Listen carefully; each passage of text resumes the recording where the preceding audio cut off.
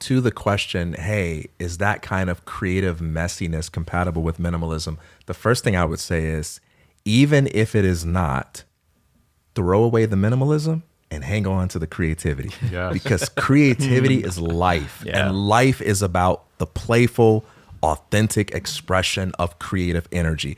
It's not about attaching yourself to a label and then reducing everything else you do to something that has to seek the permission of that label. That's no way to live. If there's anything that brings you joy that is worth saying yes to, don't ever let the label or the loyalty to a label like minimalism hold you back. Get rid of minimalism and go after your best life, right? Yeah. But I do think it's compatible, because minimalism isn't so much about saying you can't have this many things or everything has to be in this place versus that place. It's about saying, what is the relationship to space that makes the most sense of my stuff and gives me the most healthy, constructive relationship to my stuff?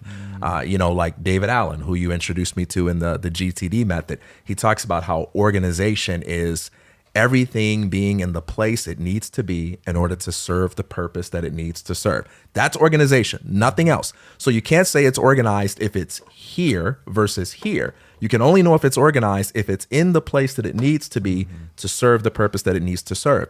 And so that's relative to the individual and what they're trying to achieve. So if you walk into an artist's, space and you see a bunch of paint around and a bunch of paintbrushes and you say, oh, that's messy, for them, everything might be where it needs to be for them to joyfully do what they need to do. Yes. And so that's why we talk a lot about on the show about how clutter is subjective. What's clutter for me isn't clutter for you, because clutter is defined not by the number of stuff or where it's sitting, but by the function of getting in the way. If it gets in the way, it's clutter by definition. If it doesn't get in your way, then it's freedom, even if it's clutter for someone else.